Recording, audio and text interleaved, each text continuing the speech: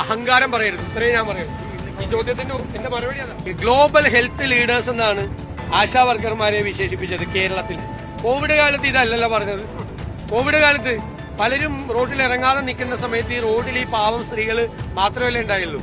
Covid ബാധിച്ച ഒരാൾ വന്ന് അടുത്ത വീട്ടിൽ താമസിക്കുന്നുണ്ടെങ്കിൽ അവിടെ വന്ന് ബഹളം ആളുകൾ ഉണ്ടാക്കുന്ന കാലത്ത് ഈ പാവപ്പെട്ടവരാണ് കോവിഡ് ബാധിച്ച വീടുകൾ കയറി ഇറങ്ങിയത്. കോവിഡ് മൂലം മരിച്ചവരുടെ ആളുകളുടെ ശവസംസ്കാര കർമ്മങ്ങൾക്ക് നേതൃത്വം കൊടുത്തതും എത്ര പേര് മരിച്ചുവെന്ന് ഈ മുഖ്യമന്ത്രി വൈകുന്നേരം 6 മണിക്ക് വന്ന് പത്രസമ്മേളനം നടത്തിയത് ഏത് റിപ്പോർട്ടിന്റെ അടിസ്ഥാനത്തിലാണ്? എത്ര പേർക്ക് പുതിയതായി രോഗം വന്നു എന്ന് ആ മുഖ്യമന്ത്രി എല്ലാ ദിവസവും വൈകുന്നേരം പത്രസമ്മേളനം നടത്തി പറഞ്ഞതൊക്കെ ആര് ജോലി ചെയ്തിട്ടാ?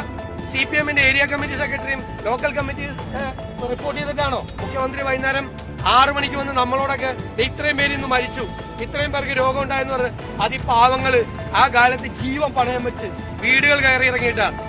അഹങ്കാരം പറയരുത്, ഇത്രയും ഞാൻ പറയുന്നു. ഈ ചോദ്യത്തിന് എന്റെ മറുപടി അതാ.